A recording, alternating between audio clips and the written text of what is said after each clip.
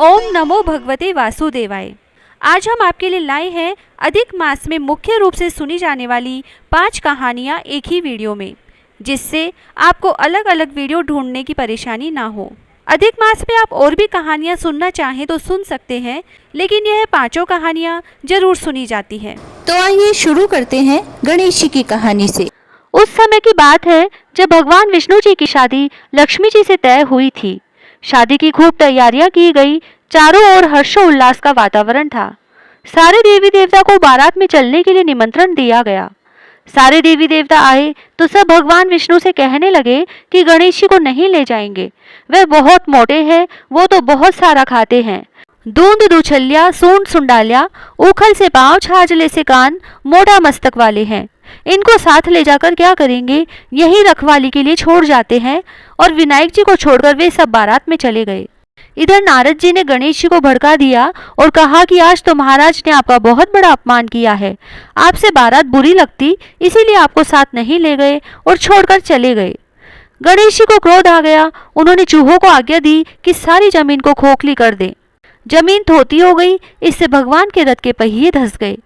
बहुत कोशिश करके सब परेशान हो गए। किसी भी तरह से पहिए नहीं निकले तो खाती को बुलाया गया। खाती आया, सारा दृश्य देखा और पहिए को हाथ लगाकर बोला, जय गजानन जी, और इतने में तुरंत रथ निकल गया। सब देखते रह गए। सबको बड़ा आश्चर्य हुआ। उन्होंने पूछा कि तुमने गजानन जी को क्यों याद किया। खाती बोला, गणेश जी को सुमेरे बिना तो कोई भी काम सिद्ध नहीं होता। जो भी सच्चे मन से गजानन जी को याद करता है, उसके सब काम बड़ी आसानी से सिद्ध हो जाते हैं। तब सभी देवी देवताओं के मन में विचार आया कि हम तो गणेश जी को ही छोड़ आए। उन्हें अपनी गलती का एहसास हुआ और एक जने को भेजकर गणेश जी को बुलवाया गया। गणेश जी से माफी मांगी। फिर पहले गणेश जी का रिद्धि सिद्धि से विवाह करवाया। फिर भगवान विष्णु का लक्ष्मी जी के साथ हुआ। सभी बहुत खुश थे। तभी से कोई भी शुभ काम शुरू करने से पहले विनायक जी का स्मरण किया जाता है। जैसे भगवान का काम सिद्ध किया, वैसे सबका सिद्ध करना। बोलो विनायक जी महाराज की जय। पुरुषोत्तम मास यानी अधिक मास की कहानी। एक राजा था, उसके 2 रानियां थी, एक सुहागन और दूसरी दुहागन। मतलब एक रानी को राजा बहुत प्यार करता था और उसे महलों में रखता था, और दूसरी रानी से ना बोलता था और ना ही प्यार करता था। वह रानी महल के नीचे बने कमरे में रहती थी। बड़ी रानी सोचती थी कि राजा ने दूसरी शादी कर ली है तो मेरा मान सम्मान कम हो जाएगा। इसीलिए बड़ी रानी छोटी रानी के विरुद्ध राजा को भड़काती रहती थी। तो राजा ने छोटी रानी को महल से निकाल दिया था। अब बड़ी रानी बहुत खुश रहती थी। छोटी रानी हमेशा पूजा पाठ, सत्संग, कीर्तन, हवन, व्रत, उपवास, कथा, भागवत आदि धार्मिक कार्य करती रहती थी। यह देखकर बड़ी रानी सोचती थी कि ये सब राजा को वश में करने के लिए करती होगी, इसीलिए वह बहुत चिढ़ती थी। लेकिन राजा को इस बात की जरा भी खबर नहीं लगने देती थी और उसके विपरीत बातें करती रहती थी। एक बार छोटी रानी हमेशा की तरह अधिक मास स्नान कर रही थी। वह रोजाना सुबह स्नान करके भगवान की पूजा पाठ व मंदिर की परिक्रमा व सारे पेड़ पौधों की पूजा अर्चना करती थी, जैसे केला, आकड़ा, कदम, आंवला, बड़, पीपल, कल्प वृक्ष, तुलसी, इन सब की पूजा अर्चना करती और परिक्रमा करती थी। ये सब पेड़ पौधे गांव से बाहर लग रहे थे। वह सुबह उठकर जल्दी सबकी पूजन करके दिया बत्ती करती व परिक्रमा करती थी। एक दिन उसको बड़ी रानी ने देख लिया तो उसने राजा जी से कहा कि वन के पूरे पेड़ पौधे कटवा दो। उस समय बैसाख का अधिक मास चल रहा था। धूप तेज रहती थी, गर्मी का मौसम था। तब राजा ने कहा, रानी जी, ऐसी गर्मी में जीव जंतुओं को बैठने व रहने की जगह जरूरी है। जीव जंतु कहाँ रहेंगे, वे रास्ते चलते इंसान विश्राम कहाँ करेंगे। लेकिन रानी ने जिद की तो राजा ने बिना विचारे ही सारे पेड़ पौधे कटवा दिए। अब सब जीव जंतु, पशु पक्षी परेशान रहने लगे और छोटी रानी भी बहुत परेशान हो गई। वह उस जगह को छोड़कर कहीं दूर पेड़ पौधों की खोज में चली गई। वह सोच रही थी कि कहीं दूर जंगल में कोई आकड़े का पेड़ भी दिख जाए तो आकड़ा सींचकर उसकी पूजा अर्चना करके ही परिक्रमा कर लूंगी। यह सोचती सोचती अपने घर से बहुत दूर निकल गई और विष्णु भगवान का ध्यान करती रही। पुरुषोत्तम भगवान ने उसकी प्रार्थना सुनी और उसको एक झोपड़ी दिखी और उसके बाहर एक बड़ा सा आकड़े का पेड़ दिखा। वह पास में ही गंगा की धारा बह रही थी। वह यह सब देखकर खुश हुई और सोचने लगी कि चलो महल के नीचे भी अकेली रहती थी, यहाँ रह लेती हूँ। यहाँ पर सुबह नहा धोकर पूजा पाठ करके खाना खा लूंगी। उसने गंगा की धारा में सुबह स्नान किया और 33 पुए बनाकर आंकड़े के चढ़ाए। वह पूजा अर्चना करी, परिक्रमा करी। वह खुश हुई कि पुरुषोत्तम भगवान ने अच्छा पेड़ दिखा दिया। वह वहीं रहने लगी। कुछ दिनों बाद राजा जी शिकार खेलने गए। एक नौकर को साथ ले गए थे। अब राजा जी शिकार खेलते खेलते बहुत दूर निकल गए। धूप बहुत तेज थी। राजा जी वापस आए तो उनको कहीं भी छाया व पानी नहीं मिला। उनका जी घबराने लगा, बहुत बेचैन हो गए, परेशान हो गए और सोचने लगे कि मैं इतना परेशान हो गया, बाकी जीव जंतु व पशु पक्षियों का क्या हाल हो रहा होगा।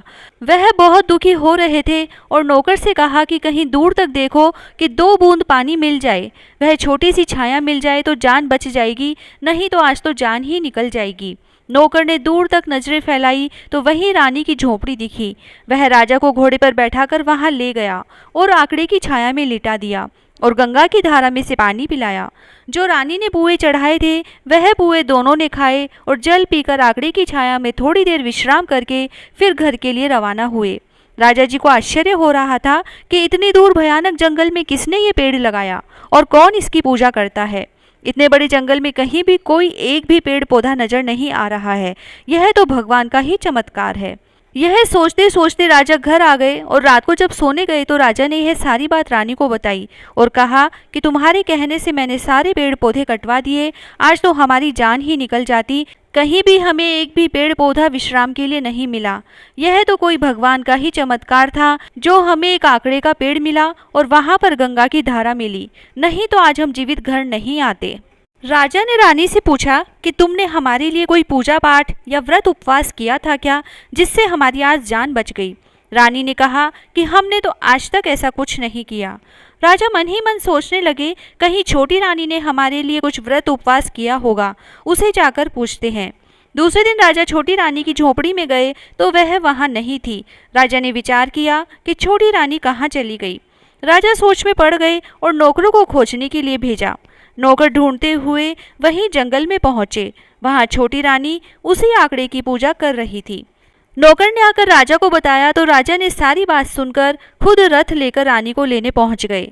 राजा ने जाते ही रानी के पांव पकड़ लिए और कहा कि हमारी गलती को आप माफ करो और घर चलो। रानी ने राजा को उठाया और कहा कि ये आप क्या कर रहे हैं। राजा ने बताया कि हम तो आपकी वजह से ही जिंदा खड़े हैं, वरना हम तो मर ही जाते। रानी को राजा ने सारी बात बताई और पहले के अत्याचारों की माफी मांगी। राजा रानी को लेकर घर आ गए। पूरी नगरी में जय जयकार हो गई। राजा जी रानी को महल में लाए व बड़ी रानी को देश निकाला दिया और कहा कि तुम खुद भी बुरी थी और हमें भी बुरा बनाती रही, आज तक हम तुम पर विश्वास करते रहे। राजा ने बड़ी रानी को देश निकाला दिया और छोटी रानी को महलों में रखा और फिर राजा के 9वें महीने सुंदर सा राजकुमार हुआ। राजा बहुत खुश हुए। राजा रानी व देशवासी सभी सुख से रहने लगे। राजा ने सब जगह पेड़ पौधे वापस लगवाए, जगह जगह धर्मशाला कुआं बावड़ी बनवाए, हर जगह पानी की व्यवस्था करी और फिर आने वाले अधिक मास में दोनों ने जोड़े से 1 महीने व्रत उपवास किया और पुरुषोत्तम भगवान की पूजा अर्चना करी और उद्यापन किया। ब्राह्मण भोजन करवाया, सोना चांदी वस्त्र आभूषण अन्न धन गऊ आदि सब दान किया। हे पुरुषोत्तम भगवान, जैसे राजा की जान बचाई व रानी को वापस सम्मान दिया, पुत्र दिया, वैसे सबकी मनोकामना पूरी करना। कहता न सुनता न हुकार भरता ने आपने सारे परिवार की रक्षा करना। तुलसा जी की कहानी। एक छोटी सी लड़की थी। वह तुलसी माता जी का पूजन करती थी। उसका प्रतिदिन का नियम था कि तुलसी माता का पूजन करने के बाद ही खाना खाएगी। जब वह लड़की शादी के लायक हुई तब उसके माता पिता ने उसकी शादी करवा दी। उस लड़की को उसके माता पिता ने दहेज में एक तुलसी का गमला दिया। ससुराल में भी वह रोजाना सुबह उठते ही पूजा करती थी, उसके बाद ही खाना खाती थी। लेकिन उसकी 2 जेठानियां थी जो उसका मजाक उड़ाती थी और उसे कहती थी बड़ी नियम धर्म वाली बनती है। दोनों को उससे बहुत ईर्ष्या होती थी। लेकिन उस लड़की ने अपनी तुलसी माता की पूजा करना नहीं छोड़ा। ऐसे करते करते ही अधिक मास आया और उस लड़की ने अधिक मास स्नान का नियम लिया। अब वह और भी ज्यादा तुलसी जी की सेवा पूजा करने लगी। उससे उस लड़की की दोनों जेठानियों को बहुत गुस्सा आता था कि काम तो करती नहीं है और हमेशा पूजा करती रहती है। वे दोनों उस लड़की से बहुत ईर्ष्या करती थी, इसीलिए उन दोनों ने एक दिन तुलसा जी का गमला छुपा दिया। वह लड़की बड़ी मुश्किल से गमला ढूंढ कर लाई और अच्छे से पूजा करी, फिर खाना खाई। लेकिन दोनों जेठानियां रोज ही ऐसा करने लगी। वह अलग अलग जगह पर गमला छुपा देती, लेकिन वह लड़की रोज गमला ढूंढ कर ले आती और अच्छे से पूजा करती, फिर खाना खाती। वह रोजाना गमला ढूंढ कर ले आती, तो इसीलिए जेठानियों ने एक दिन उसका गमला दूर ही फेंक दिया। उस लड़की ने गमले को बहुत ढूंढा, लेकिन गमला नहीं मिला। वह बहुत ही परेशान हो गई और उसका नियम था, इसलिए उसने खाना भी नहीं खाया।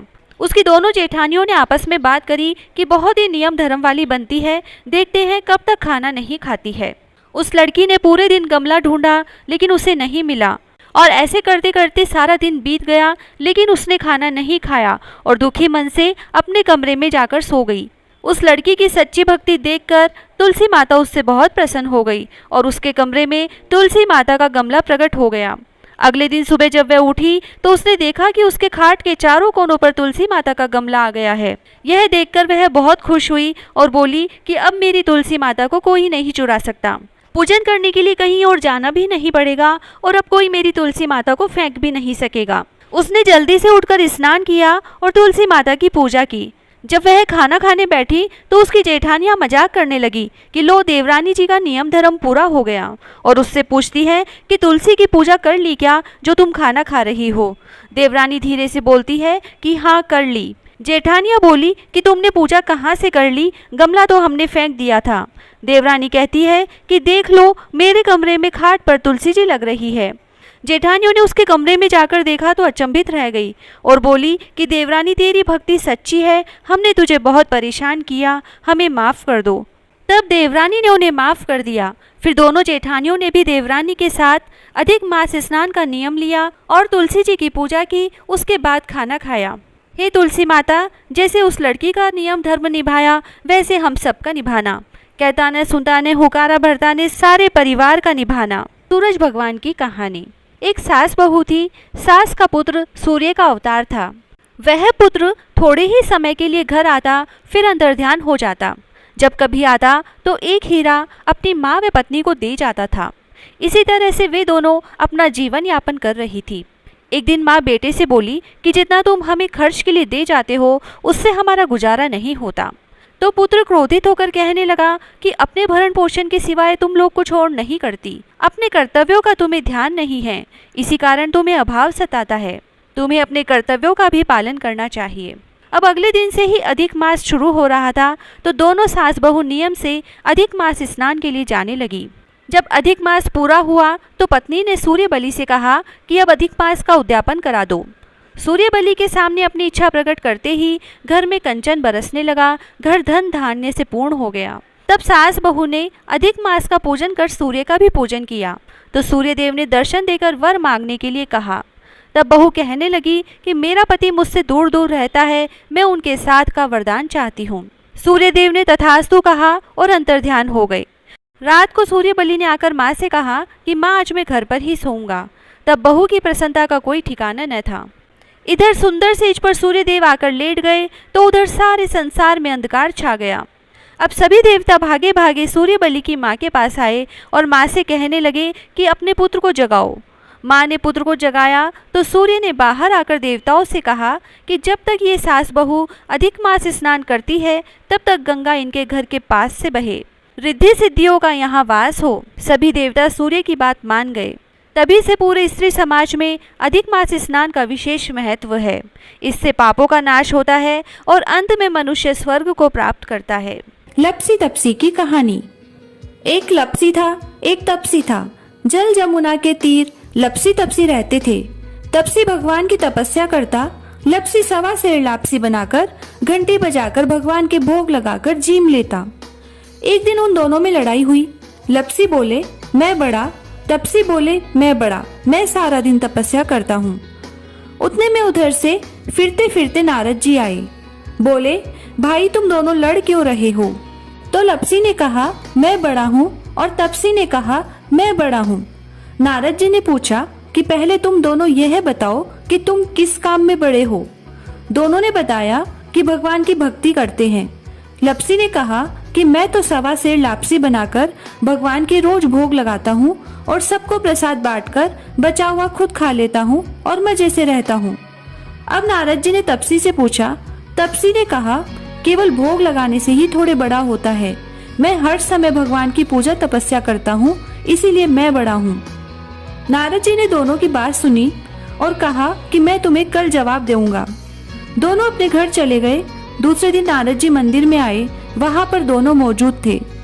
नारद जी ने देखा कि लपसी लापसी बनाकर लाया है और भगवान के भोग लगा रहा है और तपसी मंदिर में तपस्या कर रहा है। उनके आने के बाद नारद जी आए और चुपके से 1.25 करोड़ की अंगूठी नीचे डाल दी। ये दोनों ने देखी और दोनों नजरअंदाज कर गए। लपसी तो भोग लगाकर प्रसाद बांटने चला गया और साथ में नारद जी भी बाहर आ गए। अब तपसी की नजर उस अंगूठी पर थी। उसने उसे जल्दी से पांव के नीचे दबा लिया। तपसी को पता नहीं था कि अंगूठी नारद जी ने डाली है। अब थोड़ी देर में नारद जी आए और उन्होंने लपसी से कहा कि कौन बड़ा है। तो लपसी ने कहा कि मैं बड़ा हूँ और तपसी से पूछा तो उसने कहा कि मैं बड़ा हूँ। नारद जी बोले, तपसी तुम्हारे घुटने के नीचे क्या है? तपसी ने घुटना उठाया तो 1.25 करोड़ की मुंदड़ी निकली। नारद जी बोले कि इतना भजन भाव करके भी तुम्हारे मन से चोरी नहीं गई। तुम्हारी तपस्या में भंग पड़ा है। तुम्हारी तपस्या का फल बेकार हो जाएगा। तुमको कलंक लगा है। इस कारण से तुम्हारे से तो लपसी बड़ा है। तब तपसी बोला, महाराज, मेरी तपस्या का फल मुझे कैसे मिलेगा? कुछ तो उपाय बताओ। तब नारद जी बोले कि कार्तिक के मास में स्त्रियां कार्तिक नहाएंगी, वे अपना पुण्य तुम्हें देंगी, तब यह पाप उतरेगा। वह बोला कि वे मुझे अपना फल कैसे देंगी? तब नारद जी ने कहा कि आज से और कहानियां कहने के बाद तुम्हारी कहानी नहीं कहेंगी तो कार्तिक का फल तुम्हें मिल जाएगा, और आंगना लीप कर दहली नहीं लीपेंगे तो वह फल तुम्हें मिलेगा। धोती देकर गमछा नहीं देंगे तो वह फल तुम्हें मिलेगा। साड़ी देकर ब्लाउज नहीं देंगे तो वह फल तुम्हें मिलेगा। कांचली देकर कसनी नहीं देंगे तो वह फल तुम्हें मिलेगा। बेस देकर पगालाग्नि नहीं देंगे तो वह फल तुम्हें मिलेगा। दाहिनी और नाड़ा बांधेंगे तो वह फल तुम्हें मिलेगा। जूता देकर तेल नहीं देंगे तो वह फल तुम्हें मिलेगा। चौका देकर गवली नहीं देंगे तो वह फल तुम्हें मिलेगा। गोबरी थाप कर बाटिया नहीं थापेंगे तो वह फल तुम्हें मिलेगा। पग पर पग रखकर धोएंगे तो वह फल तुम्हें मिलेगा। रोटी थाप कर बाटिया नहीं थापेंगे तो वह फल तुम्हें मिलेगा। सीधा देकर दक्षिणा नहीं देंगे तो वह फल तुम्हें मिलेगा। ब्राह्मण जिमाकर दक्षिणा नहीं देंगे तो वह फल तुम्हें मिलेगा। ननद जिमाकर नांदी नहीं जिमाएंगे तो वह फल तुम्हें मिलेगा। एकादशी का व्रत करके 12 को ब्राह्मण नहीं जिमाएंगे तो वह फल तुम्हें मिलेगा। दिया से दिया लगाएंगे तो वह फल तुम्हें मिलेगा। या फिर सबकी कहानी कहकर तेरी कहानी नहीं कहेंगे तो तुझे उनकी भक्ति का आधा फल मिल जाएगा। इतना कहकर नारद जी चले गए। तब से और कहानियां कहने के बाद लपसी तपसी की कहानी कहने का रिवाज हो गया। लोग सब कहानी कहने के बाद लपसी तपसी की कहानी कहते हैं, तभी कहानी कहने का फल मिलता है। सभी कहानियां कहने के बाद यह कहानी जरूर सुननी चाहिए तथा नारद जी ने जो और सीख दी है वह भी पालनी चाहिए। खोटी की खरी, अधूरी की पूरी। नारद जी जैसे तपस्वी की तपस्या भंग करी वैसे किसी की मत करना। कहता ने सुनता ने हुकारा भरता ने अपना सारा परिवार की रक्षा करना। जय श्री राधे।